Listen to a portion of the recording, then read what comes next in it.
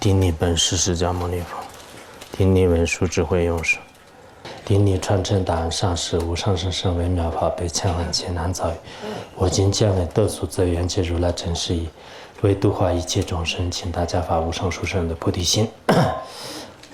好，我们下面继续学习如菩萨行论善说海。那么这个如菩萨行论善说海，前两天我们已经讲到了一环供养当中的这个一环供养全部已经讲完了啊，就是一环供养讲完了中间呢就是大家开金刚萨埵法会，然后也听了几天，那么现在呢也开始宣讲这部论点。那么开金刚萨埵法会的时候呢，也是要求大家念那个40万遍金刚萨埵心咒。我想这一点呢，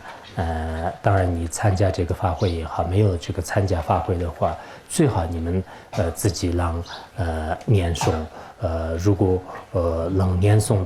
这个金刚萨埵40万遍的话呢，那么我们相续当中的罪全部得以清净，这一点是佛陀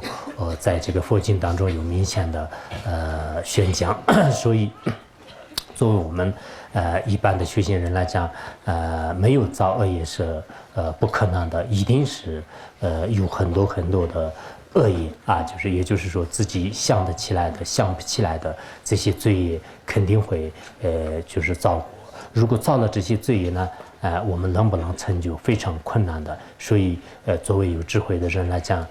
忏悔业障啊，就是忏悔业障这一点是相当的重要。那么我们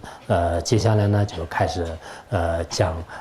这部如菩萨行论。那么如菩萨行论的宣讲方式以后的这种宣讲方式呢，我想主要是在颂词上讲，然后颂文上讲完了以后呢，实际上我根据这个无著菩萨的善说海的内容、它的科判、它的次第来进行宣讲，然后这个它的这个诗文呢，就是不一定一个一个的我读下去，因为我们还要考虑到一些事件呢，考虑到一些里面所讲的内容啊，就因为我从颂词上讲一遍，然后再读一遍讲义的话呢，有时候这个往往都是一个意思，这样呢，我想你下面理解的时候呢，也可能没有多大的必要，就是希望你们呢。最好就是按这个颂词的意义是根据无著菩萨是如何解释的，其他的大德们或者是其他的这个著述当中是如何解释的，这方面你们自己好好的分析啊，就是好好的分析。那么我们今天所讲的内容呢就是我们这个供养啊，就是供养里面前面已经讲了这个真实的供养，真实的供养当中呢有助人的供养和无有助人的供养，同时也讲了一环供养。然后现在呢第4个问题已经讲了讲的这个发愿供养，发愿供养。那么这样的发愿供养呢，实际上就是我们也不用买什么东西，也不是心里面就是什么幻化一个公平不是这样的，应该就是发自己的愿。发愿跟这个一环呢还是有一定的差别。有什么样的差别呢？比如说一环的话呢，我就心里面就是发出就幻化出什么样的公平然后就是进行供养。它这里的这种这个供养发愿的这种供养呢，我就心里面就是发愿就是在世界上的所有的这个众生呢，就是通过什么样的方式呢，让他获得快乐。那么这个是我发自内心的，就是发这样的愿，让他一定要获得如是的快乐。熄灭了如是的这个痛苦，就是这样来发愿，或者是在三宝所依面前呢，就是降下这个珍宝的玉就是鲜花玉等等，就是下面所讲的内容是这样的。那么颂词当中这样说的。别辞，别辞也献公，乐以美歌语，资源又勤苦，乐云长驻留。他这里这个宋词当中呢，就是别辞是指的是就是除了就是我们上面所讲的以外，因为前面讲的一环供养啊等等，就是这些供养。那么除了这些供养以外的，我们也应该在这个诸佛菩萨面前，或者是所有的这个供养对境面前呢，供养什么样的供品呢？就是悦耳动听的啊，就是特别感人，就是震撼人心的这样的一些就是歌声啊，就是赞美的这种歌声的歌声啊，或者是音乐啊等等，就是这些呢，就我们就是进行供养啊。当然我们这样的这种供品当中呢，也有各种供品，比如说这个现在的一些乐器啊、歌声啊，尤其是这个一些那个器乐的话呢，就是比如说敲鼓、吹锣等等，就是这样的这种声音妙音呢，也可以供养诸佛菩萨。然后人们呢，就是在这个课里面就是吟唱的就是一些比如说实践当中，现在很多的这种歌星呢，就是他们唱的特别好听，那么人们呢也是喜欢就是这种歌声。那么这种歌声呢，也可以就是供养这个诸佛菩萨，或者呢通过这样的这个音乐，通过这样的这个妙音歌声呢，让我们天下的所有的这个众生，他们的相续当中的贪嗔痴的烦恼，以及三毒所生的辛苦、边苦以及这个怀苦等等所有的这些根本痛苦和烦恼痛苦，根本痛苦和分支痛苦，全部就是熄灭，就是让这些众生呢就经常沉溺在一种快乐的这个生活当中。也就是说就是对这些众生带来的这种快乐的吉祥语呢，永远就是驻留，就是永远呢就是在他们面前就是生存。那么我们心里这样的发愿呢，就是有没有这个力量呢？有很大的这个力量。我们随时的是这样想，我今天听到一个什么歌声啊，听到一些音乐是声音啊，或者包括自己在这个看书的这个过程当中呢，就是也怎么说啊，就是有时候呢，就是有一些这个佛教的一些这个阿弥陀佛啊等等一些这样的这种书音录音的声音啊，那么这些声音呢，就是全部心里呢就观想就是让诸佛菩萨升起这个欢喜心，让众生的所有的痛苦呢就是全部这个熄灭就这样来观想。比如说我们以前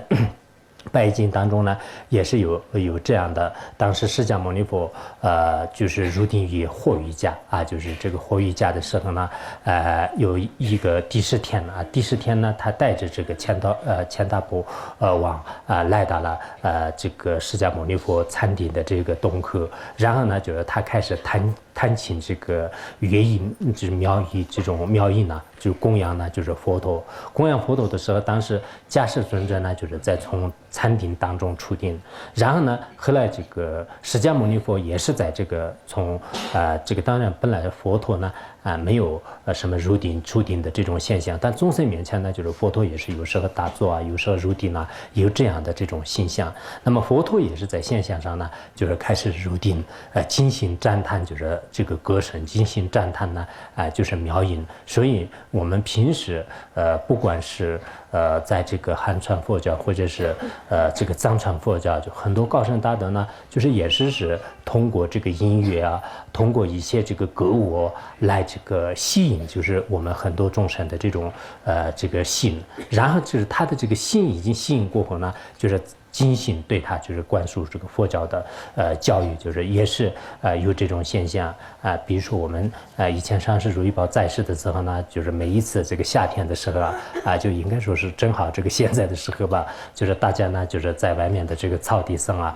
就是都唱一些金刚歌跳一些金刚舞就供养这个诸佛菩萨。当然这个跳金刚歌和金刚舞的就是跳金刚舞和这个唱金刚歌的那么它的谜语和深深的奥义呢，就像蒙峰仁波切在有关论点里面所宣说那样，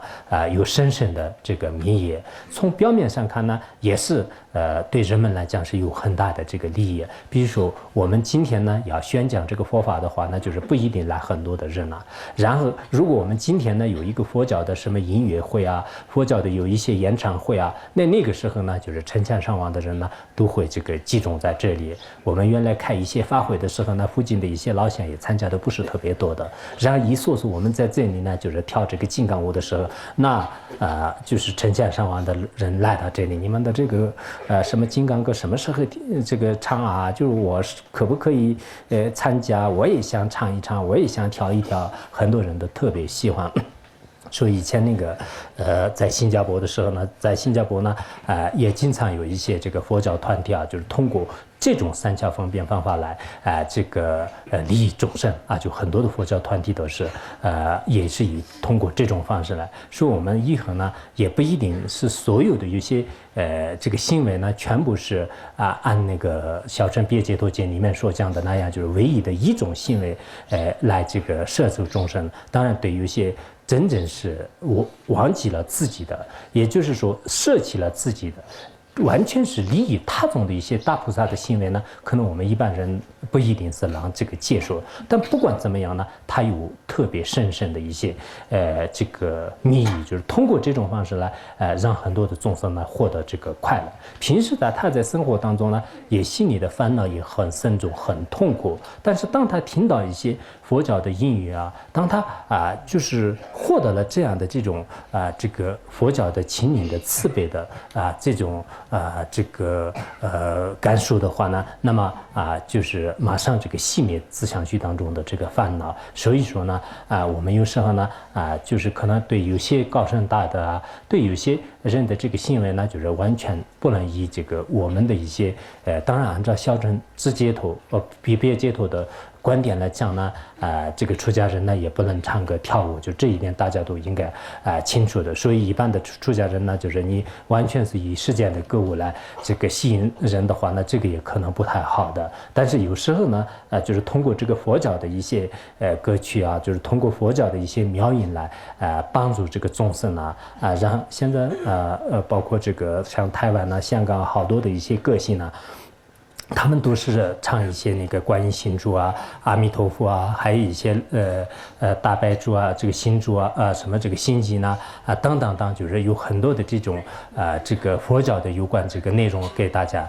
这个唱诵。这样的话呢我们平时也看见不信佛教的人呢，就是在这个车里面的是经常放这些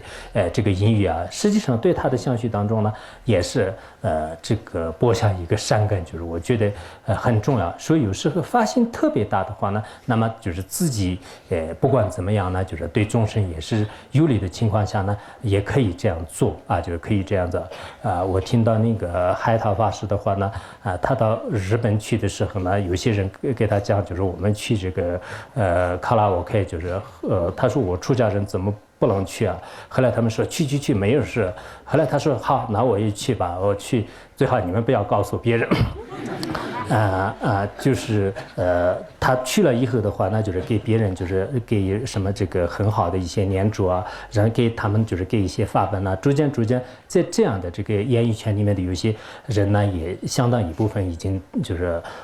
就带入我们的这个佛教这个团体。所以我们有时候这个佛教的这种怎么说就是你他的心特别重的话呢，当然在这个某些情况下某些场合当中呢，也有这样的这个开许和方便方法。但是我们有些这个自私自利的心就是贪心嗔心，尤其是对自己的一些恶劣习气没有这个断除，反而自己没有报我的话呢，恐怕也不去好一点。你原来呢很想那个度化众生，你就自己想这个到这种场合里面去了，就是结果你自己也是沉溺在里面，然后你自己呢就是无能自拔的话呢，那就很可怜。就是所以说有些人呢自己想发心，就结果呢就是在发心过程当中呢，就是失败，就是也有这样的，这方面大家应该注意。不管怎么样呢，我们要观想的时候就是十方诸佛菩萨呢应该这个随处都在，然后我们在这个自己的以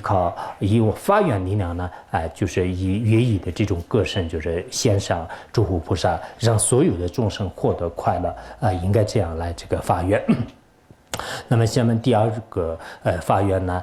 是宋词当中这样说的：唯愿珍宝华，如雨须降临，一切妙法宝，临他佛身前。他这里的意思呢，就是说还有我们要同时发愿世界上的各种各样的比如说麻辣栓护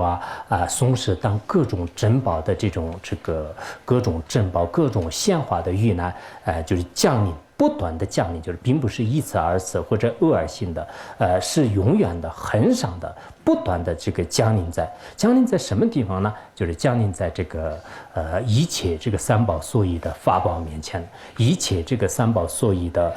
这个佛塔就是佛的这个灵塔，也可以说佛塔。还有呢，就是在佛像面前，我们在这里呢，就是代表这个佛的身体呢，就是佛像；代表佛的这个性呢，就是佛塔；代表这个佛的语言呢，就是这个法宝就是法宝。所以呢，我们也随时的是要观想发愿，观想发愿呢，世界上的这个无数的这种贡品鲜花以及呢，就是珍珠等等。这样呢，就像是天上降下来的这个雪花纷飞一样的，就变成就是各种形象的贡品，让永远的、恒时的就是降临或者飘落在这个三宝所依面前。那么这里的三宝所依呢？大家也应该比较这个清楚。比如说，它这里的这个所谓的这个法宝所谓的这个法宝呢，实际上是从内容上和言辞上，就是用两方面来讲的。从言辞上的话呢，我们这个所谓的三藏十二部就是三藏十二部，以及后来的高僧大德们所造的这些无数的这个论点就这些都是包括这个教法里面就是包括教法当中。那么这个教法当中呢，就是现在我们经常就是看见就是一些佛教这个图书馆里面的有关经书论点包括现在这个人们就是在这个佛教场合当中发行的一些有佛教内容的一些 VCD、DVD还有一些软件光盘等等，全部呢就是我们可以包括在这个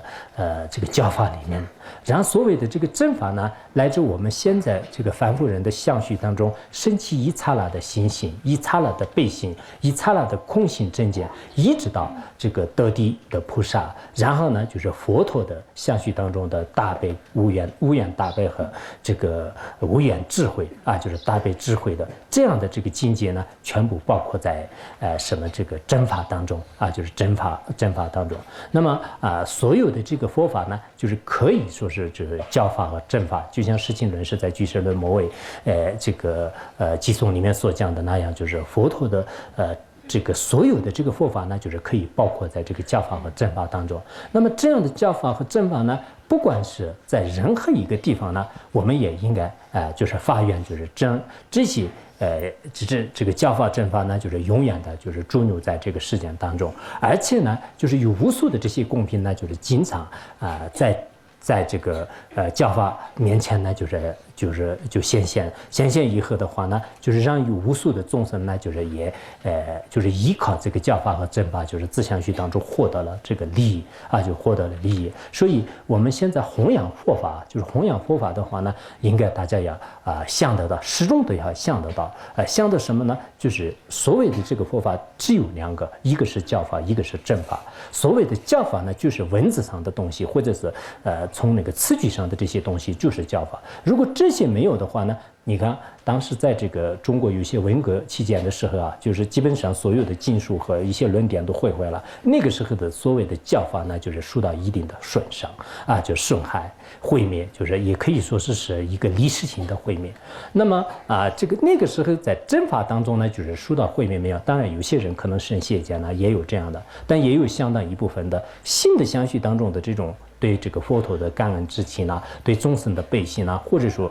对这个佛法的这种境界就根本没有这个没有丝毫的这个衰减，没有丝毫的这个减少，这种情况有。那么在这种情况呢，可以说是教法受了一定的损害，但是正法呢也有就是有相当一部分啊，就是可以这样讲。那么我们现在来讲呢，在有些道场当中呢，既有这个教法，也有这个正法。有些地方呢，虽然有什么大藏经啊、轮主啊，就是全部都拜的真正经济，但是呢，人们都是没有去研究，没有去参与，没有去这个修行，没有去修行的话呢，教法是有，但正法呢就是没有的。所以我们以后呢也应该说是弘扬佛法的话呢，就是当然你印经书啊、刻光盘啊，做这些呢就是也是一种弘扬，但是最关键的自己也要懂到这个佛法的道理，就这一点很重要的。自己懂到以后呢，仅仅自己懂到还不行的。我自己懂到的这种这个境界的话呢，尽量的传给有缘的众生了。我们每一个人的身边呢，实际上是有很多很多的一些具有善根的人具有善根的人面前呢，哪怕是你给他讲一点这个阿弥陀佛的这个修法或者说是讲一些菩提心的功德，或者讲一些这个基本的一些佛法的注意的力量这样逐渐他的心的相续当中有一些改变。那么所谓的这个改变这一点呢，我们可以称之为是这个正法。所以呢，平时我们也在讲，就是所谓的这个弘扬佛法呢，你不一定要非要在一个法座上，或者是依靠举行一个特别隆重的仪式不一定是这样的。实际上是每一个人的这个身上呢，就是起一点，就是或者他的这个心里呢，就是有种改变。原来是恶人，现在变成善人；原来对佛法有成见，现在对佛法有正见。那么这样的这种这个怎么说就是方式呢，就是我们可以叫这个弘扬佛法就弘扬佛法。所以呢不管是你是什么样的这个佛教徒呢，就是我觉得是弘扬佛法的机会是都有的，只不过是有些人呢就是不运用而已不运用而已。所以他这里就是所谓的妙法应该这样理解。然后接下来就是讲那个灵塔，就是佛塔，就是他这里这个刚才就是一个是教法，一个是这个佛塔。那么这个佛塔呢，我们也平时知道，这个比如说按照密宗的观点的话呢，那么十轮金刚佛塔就是我们这个大华王坛城坛城佛道，还有像密集金刚佛塔等等，就是有许许多多的一些这个密宗方面的一些坛城佛塔，就是这方面也比较多。然后按照那个先宗工程的这个佛塔的话呢，就是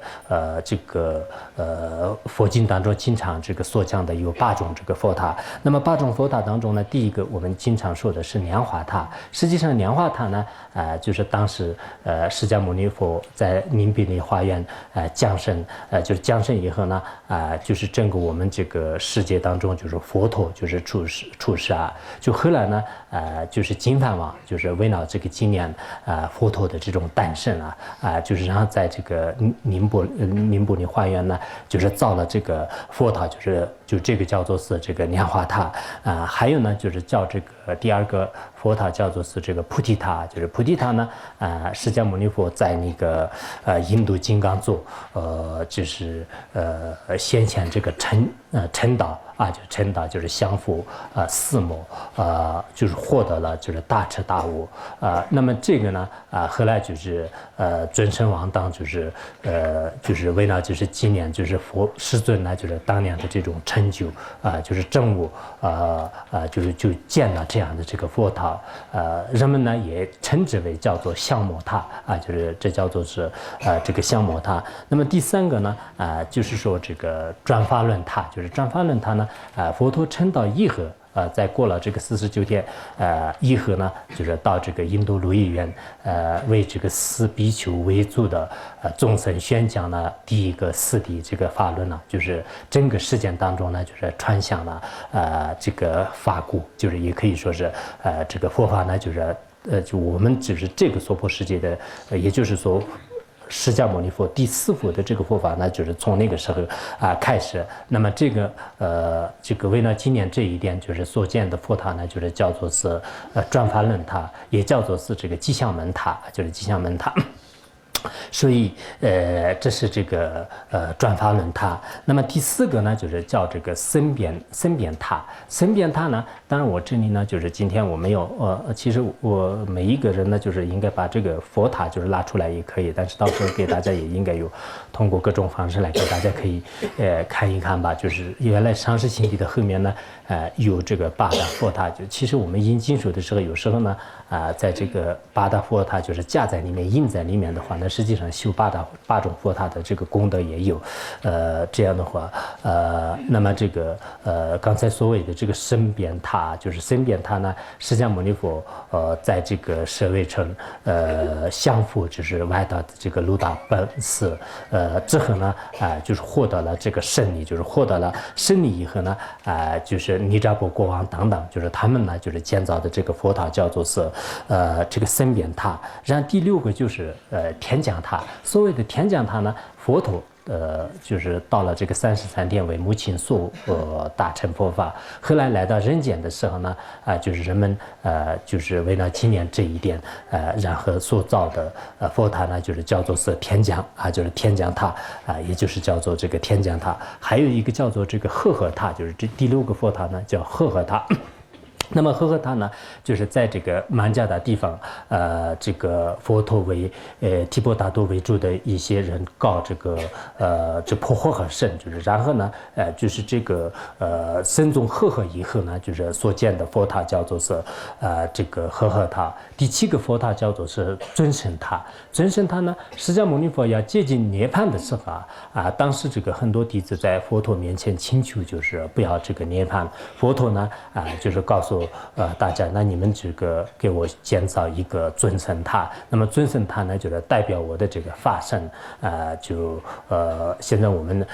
就是在汉地也好，在很多地方呢，就是有这个佛塔，就是叫做是这个尊胜塔。那么第8个就叫做是这个涅槃塔。涅槃塔呢，就是释迦牟尼佛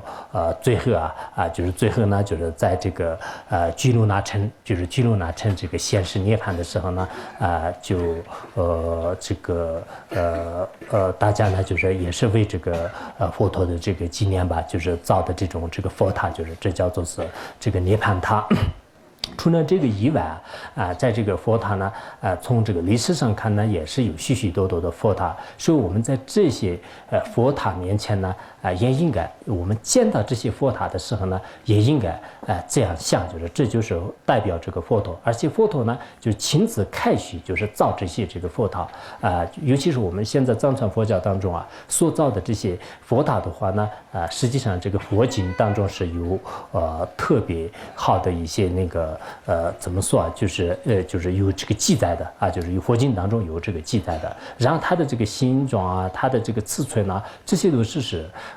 非常的这个如法就大家看见这些白色的塔呢，就不要认为这里有个白色的塔，哪里有个白塔，这个不能这么想，就是这就是代表这个佛陀。我们现在可怜的末法时代的众生呢，看见真正的佛陀是没有办法的。但是佛陀在有关这个经典里面，比如说这个有占佛塔经等等这些经典当中呢，都宣讲了这个佛塔的种种功德种种功德。因此平时我们这个佛塔的形象呢，就是多种多样的。汉传佛教也有汉传佛教的一些佛塔，比如说像那个斯里兰卡，还有一些像那个印尼等等，就是这些呢也有不同的一些这个佛塔的形状。那么这些的这个形状跟现在泰国的一些佛塔的形状呢，也是比较相同的。那么不管是你什么样的这个佛塔呢，都有一定的这个历史的依据。比如说以前阿育王那个他发心就是造这个84000个佛塔。那么这些佛塔呢，就是就很多地方的这个佛塔的形状呢不一定是相同的，但实际上呢就是跟这个佛的真身呢没有什么差别。同时呢我们也应该这样这个想，就是凡是世界上的这个佛塔，在这个画像上也好，真正这个居住的地方，这些都应该就是向这个供养地利啊，这是对我们修行人来讲是非常的重要。看见一个佛塔呢，就是你马上那个戒下毛子，你马上合掌地利啊，这样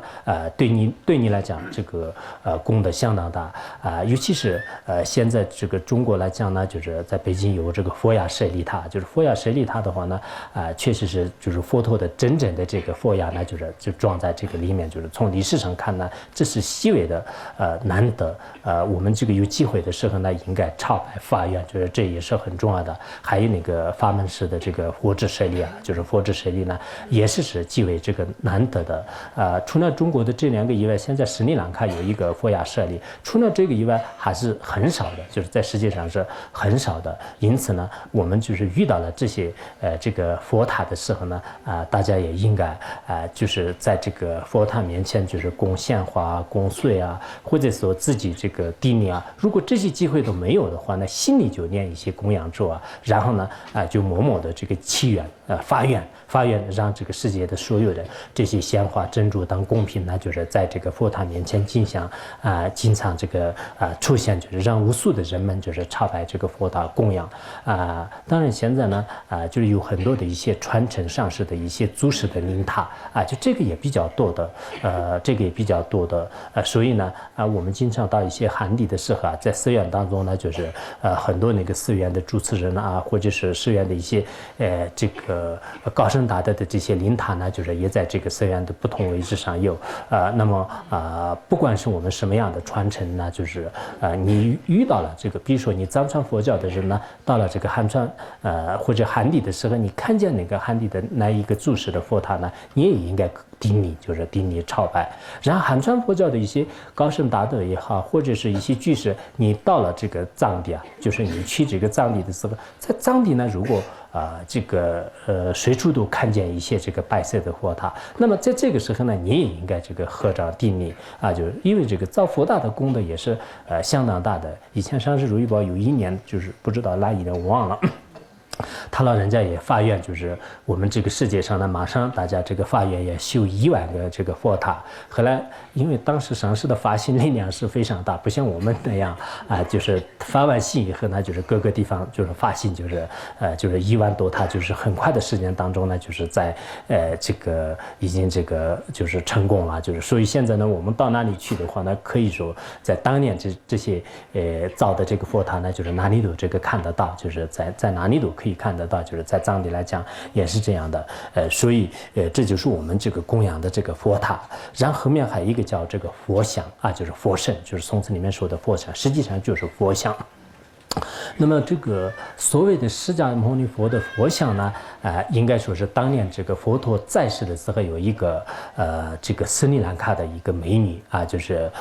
这个美女呢，就是叫做是这个长嘴嘛，就也叫做是什么这个珍满就是没等长嘴的话呢，应该就珍满吧，珍珠的珍就是饱满的满。那么珍满美女呢，就是当时那个祈求佛陀以后呢，佛陀开许呢，就是画这个佛世尊的这种像就从那个时候开始呢，就是有这个习惯，就是可以就是绘画就是绘画。所以这个佛像呢，当然是有这个雕刻的，还有一些这个塑造的，还有一些绘画的，就是多种多样的就是现在一些商场里面去看的时候呢，大家都知道，就是也有唐卡，也有一些画像也有一些这个雕刻的等等，就是各种画像。不管是你什么样的这个佛像呢，也是值得顶礼。就像亲友说的前面的偈颂里面所讲的一样的，我们这个智者的话呢，对真正的佛陀不用说了，就是佛陀的这个画像也应该值得顶礼。真正的这个佛的画像呢，比如说这个佛像佛陀在世的时候的这个佛像呢，当时佛陀25岁的时候的一种这个像就是怎么说就是像那个佛陀的这个是25岁的这个像那样制造的。当时那个就是画家所制造的呢，就是在这个度岁天，就是人们有这种历史。然后佛陀12岁和8岁的这种像啊，就是这种像呢，就是当时那个非常出名的一个叫做是这个一个工巧师啊，就是工巧师叫做是伽玛不朽啊，就是伽玛不朽，他塑造的这种2尊这个佛像呢，就是现在分别为拉萨的大昭寺和小昭寺。那么这3个佛像呢，人们都说是佛陀亲自已经这个开光的啊，就亲自开光的。所以呢，人们朝拜的话呢，实际上跟这个佛陀没有什么差别。我看见以前的一些历史书里面呢，还说有一个叫做檀香佛像，就是听说这个以前在北京故宫里面，不知道现在是怎么样。以前很多历史里面呢，就是写的是，比如说包括这个红石的注释里面都写的是在北京故宫当中。那么这也是人们说是是这个佛陀亲自开光的啊，就佛陀亲自开光的有这样的这个说法啊。那么不管是佛陀亲自开光的也好，或者是佛陀开许的，后来我们现在这个看见的这个佛像啊，大家呢也应该看了以后，不要看着是一般的这种像啊，一般的一些画就不能这样像，一定要像这个跟这个佛陀没有什么差别。法缘呢，让世界上的所有的这些美妙的公平，永远都呈现在这样的这个佛像面前。如果我们这样发愿的话呢，其实我们很简单的事情呢，实际上也造了这个极大的善意。也就是作为修行人来讲，随时都应该这样来这个发愿，就是这一点比较重要。那么下一个这个供养呢，就是第5个供养，也叫做是这个无上供养。无上供养，在这个颂文当中是这样说的：犹如妙吉祥，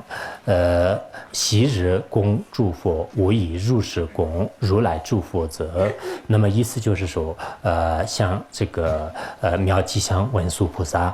和普贤菩萨以及弥勒菩萨、观世音菩萨等等，佛陀教法下面的8大菩萨为主的所有的这个菩萨、阿罗汉、圣者等等，他们呢就是对这个佛陀是怎么样这个供养啊，就是他们对这个佛陀怎么样供养。那么我呢，作为发菩提心的我来讲，我也应该如此的向这个诸佛菩萨面前就是供养啊，就是这样这个叫做是无上供养。为什么叫无上供养呢？那么它的功德是相当大的就是功德是这个一般的这个供养呢，就是根本比不上它。所以我们经常呢，有些人可能这个所谓的供养呢，就是所谓的供养就是在一个红包里面就是放一点钱，就是给上师，或者说点一点香，就是这就是供养实际上我们没有好好学习佛法的时候呢，就经常对这个佛教的基本的道理呢，就是不太懂人们看起来是所谓的供养很简单我懂供养，供养没有什么不懂的，但实际上最简单的所谓的供养呢，可能不会懂的。为什么？我们前面的神供养法缘供养一环供养这些呢，可能好多人想都没有想过就好多。然后供的方式是什么样的？供养的时候法性是什么样的？它的供养的对境是什么样的？那么供养的目的是什么样的？这些都好多人不会懂的。如果你没有懂的话呢，那么你所谓的这个供养呢，根本不懂的。因此在这里呢，所谓的这个无上供养的功德呢，也是无法言说的，就是相当的大。为什么这么讲呢？比如说像那个文殊菩萨的话呢，在这个佛教当中是这个智慧第一的这个文殊菩萨，也就是说诸佛菩萨的所有的智慧的终极呢，就是文殊师利菩萨。那么文殊师利菩萨的禅定他的功夫他的他的什么这个种持力还有这个智慧等等，都是无与伦比的就是他的这种供养的方式和他的供养的功德呢，就是我们一般凡夫人也是无法这个就无法这个比较的，就是没办法比的。比如说文殊菩萨如果供一朵花，就是供一朵花的话呢，那么就是他当时的发心，他当时的方法呢，肯定不像我们供养那样的就是不像我们供养那样的。然后这个普贤菩萨供养呢，我们前面在有些讲义当中也给大家讲过。所谓的这个普贤云供，那么比如说这个我们自己的心刻呢，就是发出这个或者普贤菩萨他的这个心刻呢，就是发出无数的光，每一束光光端呢，就是又出现这个无数的普贤菩萨，然后每一个普贤菩萨的这个心间呢，又发出无数的这个光啊。那么这些每一个光端呢，就是出现这个供养天女，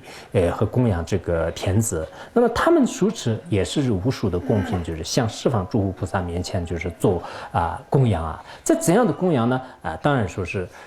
这个可以无量无边的啊，就我们凡夫人是无法想象，我们只有一个东西给你，就是这是一个供养，就这样认为的。但是普贤菩萨的这个普贤云供呢，在《华严经》里面有详细的宣说，就无法这个相比的，应该是这样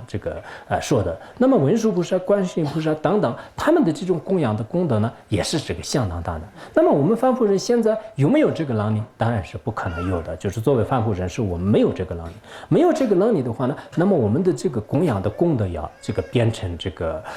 无上，那怎么办呢？我们心里面这样观想，文殊菩萨怎么样观想，我也这样供养；然后普贤菩萨怎么样供养，我也这样供养。这一点我想是没有什么做不到的事情，应该能做得到的。这是我们凡夫的分别念当中也可以现得出来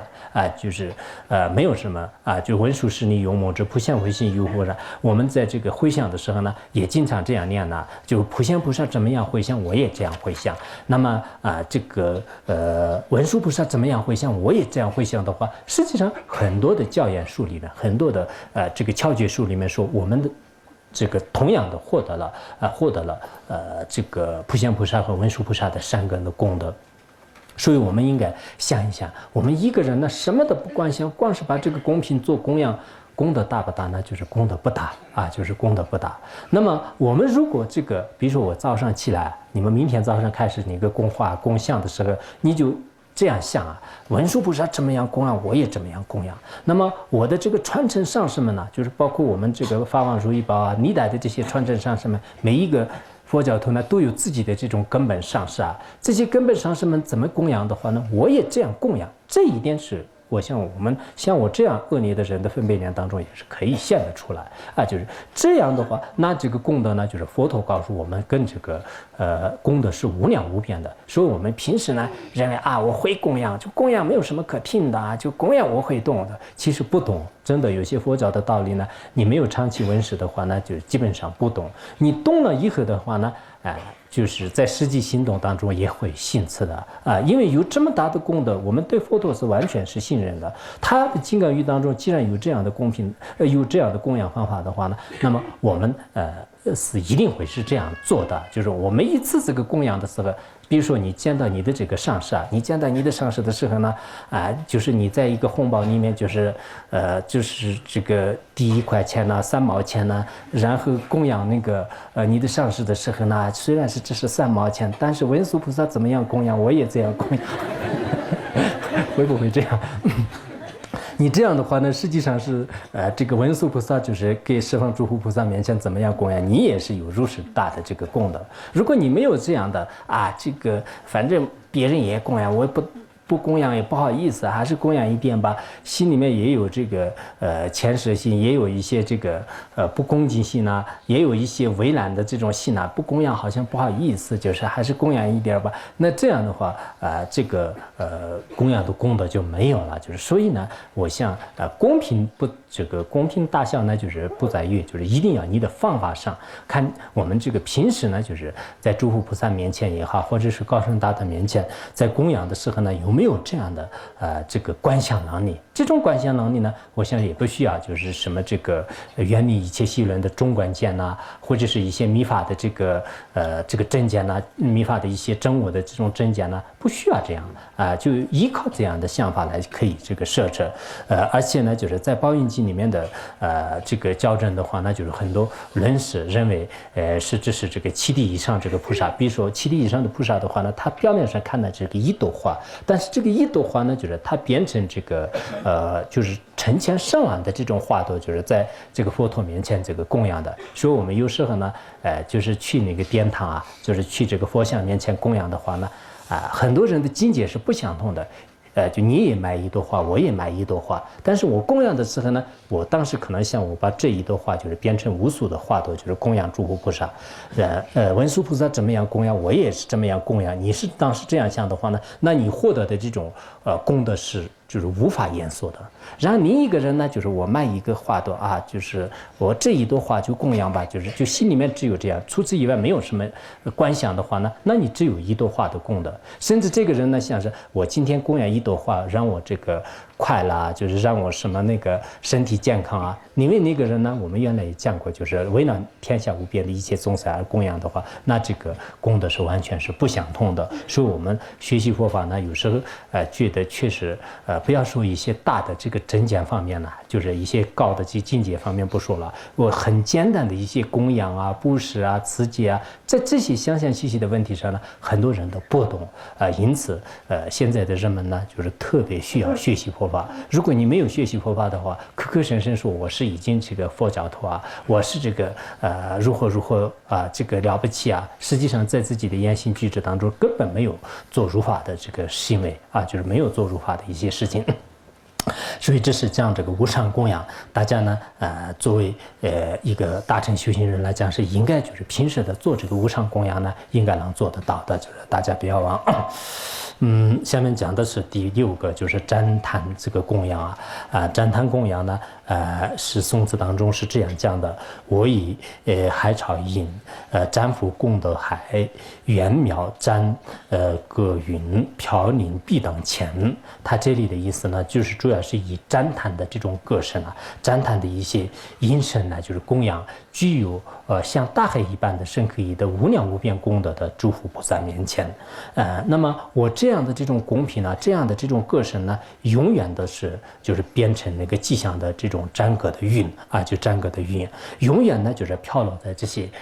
诸佛菩萨面前。我们心里呢也是这样想，然后呢就平时就听到了一些这个歌声啊，听到了一些什么就是一些音乐的这种声音啊，那么这种声音的时候呢，也应该这样去这个观想，就是观想也可以，或者呢在自己就是有时候自己这个伤着比较好一点的这样的人呢，就是在这个诸佛菩萨面前，就是经常就是唱一些这个这瞻仰三宝的歌或者是瞻护歌就是等等，就是这些可以这个演唱就是演唱以后呢，实际上自己也获得很大的功德就现在有些外面的一些佛教徒就他自己这个声音比较好一点的人呢，就经常看见一个上师，上师我以前是在什么什么地方唱个歌我要不要在给你面前唱个牛行歌那你牛行歌不知道上师生不生欢喜也不好说。不过有些人的现在牛行歌和三宝歌也是分不清楚，就是现在凡是这个听到一些有些这个佛教徒呢，就是太过于的执着比如说我们这个VCD 的前面呢，就是放一些佛教的音乐的时候呢，不要听那些牛行歌，不要听，他们什么叫做牛行歌都不知道也有这样的有些人可能就是根本分不清楚，就是这种也有。但实际上呢不管是什么样的音声，你只要这个心清净，然后对这个十方诸佛菩萨也好，金刚上师生起欢喜心的话呢，就是也有就是非常大的功德就也有非常大的功德。因为这个所谓的三宝呢，实际上是就是非常殊胜的对境在三宝面前呢，我们怎么样的这个供养呢，就是有一定的这种这个力量就是有一定的力量在宝灯经当中就是宝灯经当中呢，也是这样讲的，就是无垢的这种供品就是无垢的供品呢，在这个三宝面前供养的话呢，就是原理就是四摩，很快的时间当中获得了这个菩提就是在这个佛经当中也是这样讲的。然后在地藏经，我们这个藏地的地藏经里面是有的，汉地地藏经是有，但是我里面有没有这个教中我没有放那么地藏经当中呢这样讲的，就是所谓的三界的快乐呢，就是全部是以这个三宝的这个力量而产生的。那么实际上想获得幸福快乐的人呢，一定要这个供养三宝就供养三宝。当然供养三宝的方式呢，你如果这个一些这个海潮音，就是海潮音是在这里呢就是意思就是说呢就是这个就无量无边的，就是大概是从这个时间上也好，或者从方向上呢就就是无法衡量的、无量无边的。那么这样的这个银神来进行供养，就进行供养的话呢，那这个功德是无量无边的。同样的道理，你不管是从这个你的银神也好，或者是你的行为也好，你的心灵也好，或者一些供品啊，凡是在这个殊胜的三宝对境面前做这样的供养，有不可思议的功德。因此，我们平时自己有一些供品呢，自己有一些能力的时候呢，应该有一个纯洁的信心来供养三宝啊。供养三宝是很重要的啊。如果没有供养三宝，就是平时我们这个供给自己的入神啊，供给这个或者没有什么意义的这样的对境的话呢，我觉得是就是不太合理。就是大家自己有这种能力的时候呢，哪怕是就是一个特别小的一些供品呢。你看见这个佛像的时候呢，就是去恭敬供化啊。我看见汉地的很多寺院当中呢，真的在这个佛像面前供化、供香啊，那这种现象是相当多的。有时候看起来呢，真的，虽然他们有时候有些人呢，就是发愿可能不是特别的这个好，就全是围绕就是自己的这种暂时的一些这个利益。但不管怎么样呢，你在佛陀面前呢，就是皈依啊、供养啊、定力啊，这个功德是就非常大的，因此呢，应该值得随喜。那么下面是第七支供里面的就是供养制已经讲完了啊，就是供养有这么多的这种方式已经讲完了。接下来过后呢，就是七支供里面第二个就是顶礼制啊。顶礼制呢，是宋词当中这样说的：华神微尘数匍匐我顶礼，三世一切佛真法最甚深。那么这个呢，我们在顶礼的时候呢，应该这样观想，所有的这个诸佛菩萨面前呢，就是把自己的身体，不应该观想一个人在这个顶礼啊，就是在有关经典当中也这样说的。我们在顶礼的时候，把自己的身体呢，就是化成这个无数的微尘的数量啊，也就是说是无量无边的自己的这种身体，无量无边的这种身体呢，就是在这个具有无量无边的功德的诸佛菩萨面前，就是身体也语言心全是相当的恭敬而这个顶礼，就是恭敬的顶礼。那么他这里顶礼的对境呢，就是未来已经这个实现涅槃的这个佛陀诸佛菩萨，然后现在正在转法轮的，后来呢就是即将涅槃的这些30的诸佛这个菩萨以及这个自己的金刚上师当面前就是顶礼。然后这个正法的话，我们刚才前面讲的那样的这个教法和正法为主的实践当中，未来过去所有的这些正法面前顶礼，所有的这个大乘的像文殊菩萨、弥勒菩萨那样的大乘圣众，以及我们这个小乘4位比丘以上的圣众，包括呢就是所有的这个出家人这样的这个圣众面前呢，我们也应该一心一意的顶礼。普贤行愿里面普贤行愿品当中也是所讲的就是一乘什么一乘佛刹乘一以便利什么刹乘佛法是吧？意思就是说呢，我们这个身体呢，就是变成这个无数的这种这个身体，然后呢，就是在这个佛陀面前呢，就是以无数的这个顶礼方式来就是进行顶礼啊，就是进行顶礼。当然，顶礼的方式呢，也有这个可长途的、可短途的，或者说平时我们这个汉传佛教当中的有一些这个顶礼方法都可以。但一般来讲，我们大乘这个什么大解脱经啊，大解脱经里面呢，所讲的我们这个现在藏传佛教里面的这个就是莲花合掌，就是莲花合掌呢，一般来讲就是这个2个竖掌呢，就是也并不是铁笼，就是稍微就是里面可以放一点这个放一个莲花一样的，就是这样的这个莲花合掌，然后里面然后呢就是身体就站起来的时候呢，就是身体要端直，就是平时说的是4种正。如果身体端直的话呢，就是脉端直；脉端直的话呢，风直；风直的话呢，就是心直。就是站起来的时候呢，就是身体一定要这个伸直，然后呢，就是在跪下去的时候呢，就是五体吐地，就是五体的话呢，就是两个手掌，然后两个膝盖和就是包括自己的前额，就是应该就是接触地啊，就是接触地，这样的由开始站起来，就是身体端直，由这样定力。那么这样的这个功德呢，就是相当大的啊，就是佛陀以前对这个阿难也是说过，如果你这样依次的定力呢，就是包括自己身体所压下，一直到乃至金刚地之间呢，就是所有的这个维生素那样，我们也是获得了这个转轮王位的这个功德。但是呢，这个三个还是不会用尽的啊，就是三个还不会穷尽的。所以我们磕一次头的这种功德呢，就是相当大的。因此，我们在这个磕头的时候一定要如法的，如理如法是很重要的。不管是你磕头的一些行为也好，动作也好，这些呢，大家应该好好的这个学，就是一定要如法。以前不是那个。米拉热巴到那个什么这个欧巴上师哪里去的时候呢？就是欧巴上师当时正在给别人传讲二观杂学，很远的地方看见米拉热巴尊者在这个定力的时候，他当时对自己的弟众也说，看这个人的定力呢，应该很像是马巴罗扎上师的这个传承啊，就是他的这个定力的方式是相当好的。所以我们平时呢看见一个人的时候定力啊，就是看这个人是以前学过佛没有，就是如果学过佛的话，那他的真正的有些这个定力是非常如法的，有一些呢好像这个定力呢就不知道他从哪里学来的，就是一些怪怪的动作，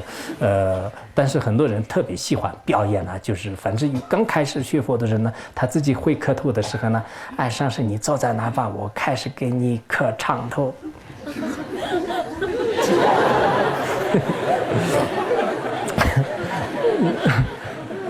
自己觉得是好像那个会磕头是非常好。那这样也可以，就当然这样也很好。不管怎么样呢，我们这个磕头的时候呢，就是大家还是如法很重要，就是如法很重要的。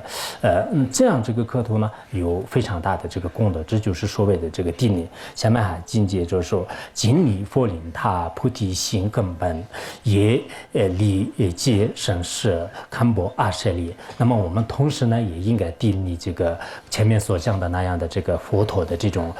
这个灵塔佛像啊，这个佛塔还有呢就是定力这个菩提心根本。它这里的菩提心根本呢就是自相续当中身体菩提心的来源。也就是说，依靠这个大乘上师来升起的话呢，就是这个上师就是菩提心的根本。如果依靠一些大乘的法本来你的相续当中升起菩提心的话呢，那么这就是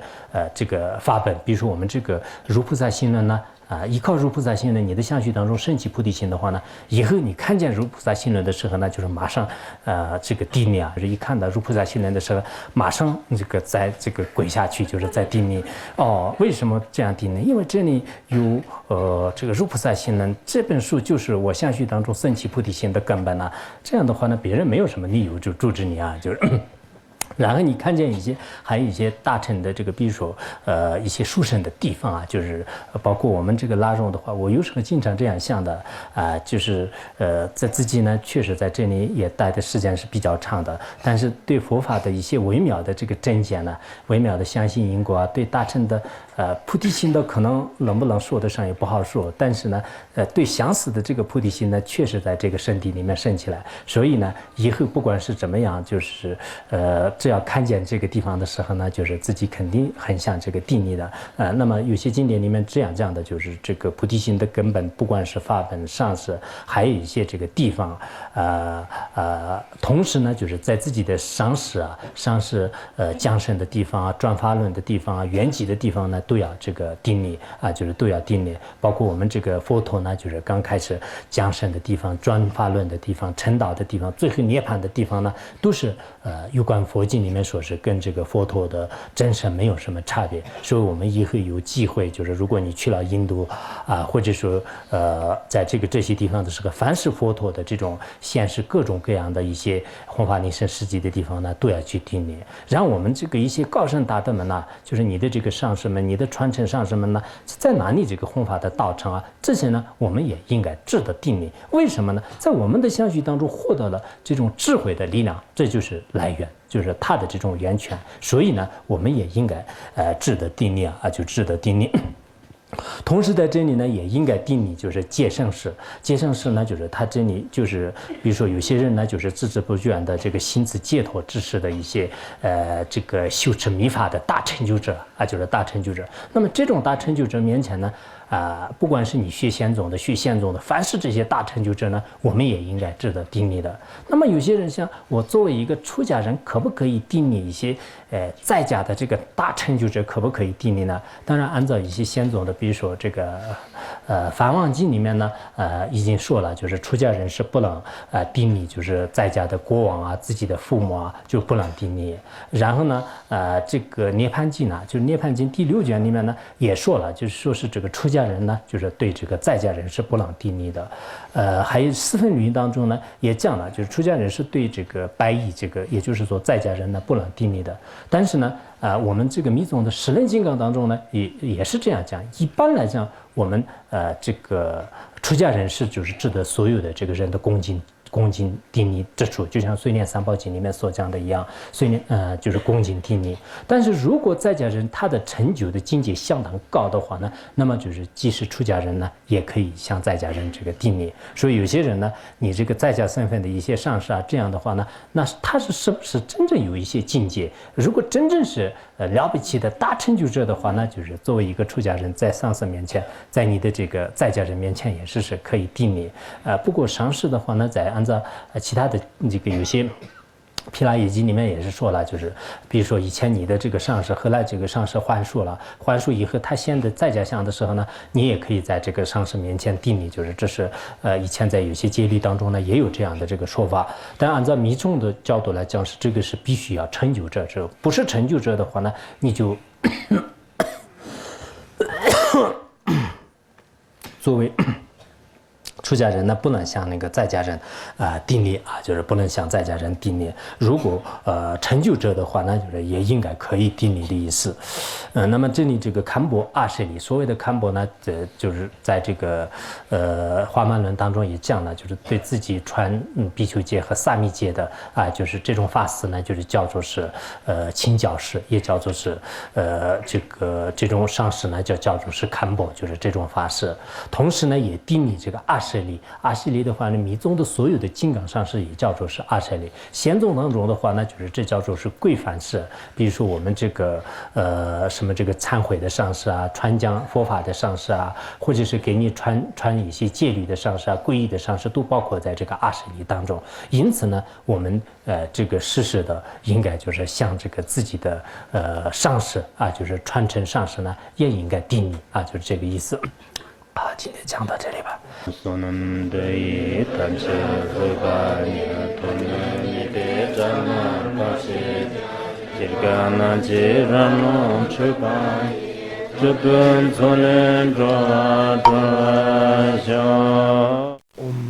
ahum banjarangara padma sadardo ahum banjarangara padma sadardo ahum banjarangara padma sadardo